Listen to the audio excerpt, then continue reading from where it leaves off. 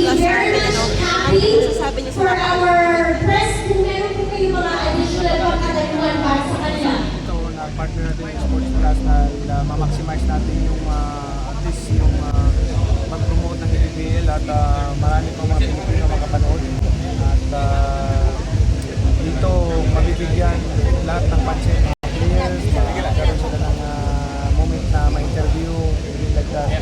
So lalong gumaganda at palakas pa rin yung mga team, ang mga team natin, yung mga kupunan at pati yung magbakan sa ditong darating ng mga buwan.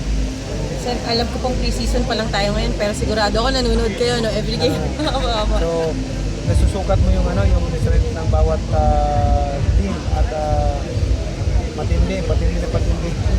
Ano pong gusto niyo sabihin sa ating mga kaliga this coming season 8 ng ating minamahal na liga? Sa ating mga kababayan, nais kong pasalamatan muna kayo sa lahat ng suporta ninyo at pagtakilig sa IPBL. Ang IPBL po, nandito, lagi nagbibigay ng kasiyahan sa inyo. Itong darating na season po, season A ng IPBL 2026, maraming bakbakan at matinding bakbakan sa bawat kupunan dahil nagpalakas ang bawat kupunan ng kanilang team. So, abangan ninyo. Right, maraming salamat once again, Senator Manny.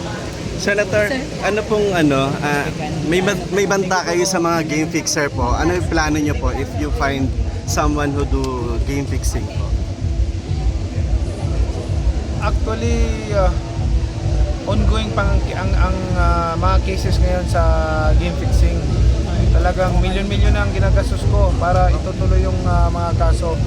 And lagi pa naman nag-hearing, ina-update ako palagi ng abogado ko. Then basta nakatutok ako ngayon, pinapainting ko pa yung magbabantay para sa mga nagbabalak na pumasok sa team fixing, yung mga nag-aalok sa mga players. So bawat game, bawat araw may team tayo na magre-review sa bawat game, magre-review ng mga performance ng mga players. May ba tayo, Senator? Tawag dito, kayo po, being a lolo, kamusta na po kayo? Are you a hands-on lolo to your grand... Lolo, yan muna ko. Lolo ka lolo.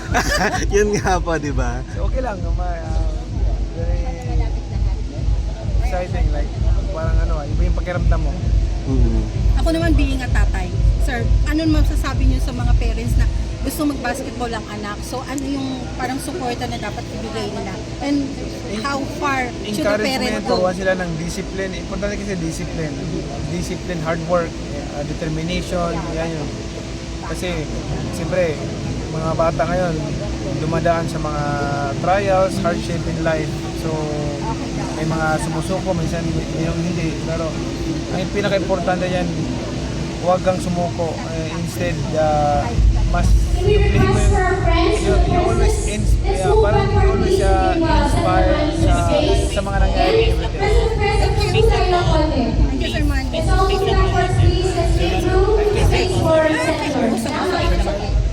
Senator, thoughts yun.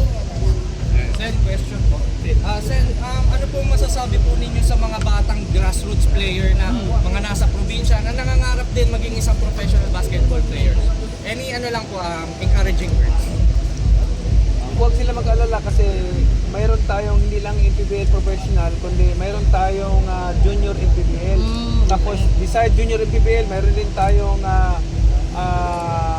interbarangay NPBL interbarangay. So yung mga hindi makalaro sa junior NPBL, makapaglaro sila sa interbarangay NPBL. So lahat sila may chance kasi mayroon tayong mga kategory.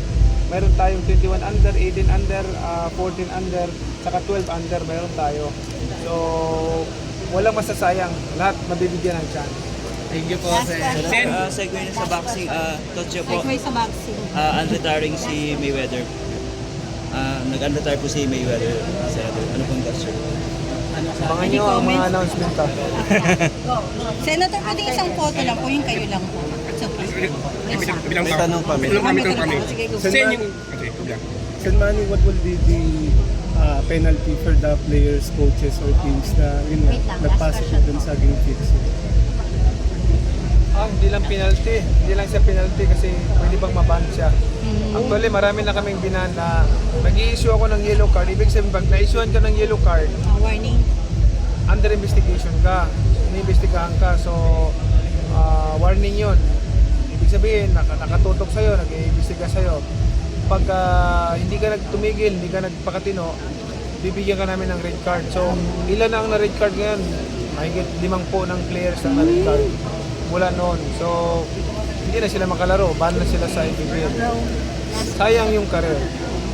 Yun sen, balik sa participate sports club. Siyempre sasabi ng mga basher, siyempre you're anti-game fix, pero nakikipagtayo pa sa mga ganitong mga sports betting platforms. What can you say about those kind of reactions? Hindi, ang Sports Plus kasi ayaw din nila yung game fixing. So, katulong na din sila magbabantay para sa yung mga game fixing na yan. So, tayo magkasama yung sa pwersa ng Sports Plus saka sa MPBL magsama-sama para bantayan yung game fixing.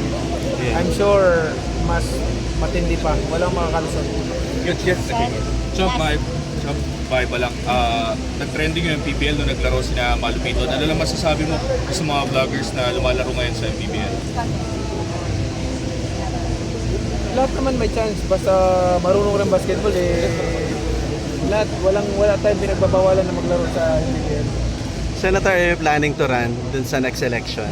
Are you planning to run for the next election? Wala pa sa ko yan, sa focus ko ngayon. Ang focus ko ngayon ay sa business, saka sa pamilya. Balik lang sa liga, sinasabi ng marami ito yung pinaka-exciting na season kasi nga yung mga rookies ngayon, likely mga first round picks next year sa PBA. That's looking forward sa sinasabi ng mga fans natin yung pinaka-exciting na season sa MPBL.